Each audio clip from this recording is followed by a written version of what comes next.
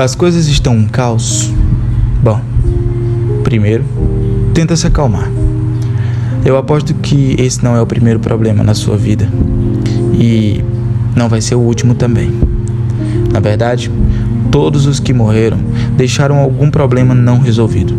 Uma conta de luz que não foi paga, uma festa que não foi programada, uma prateleira no canto da sala que ainda não foi montada, um livro que só foi lido até a 3ª página, ou uma mensagem para a mãe dizendo que chegou bem no trampo.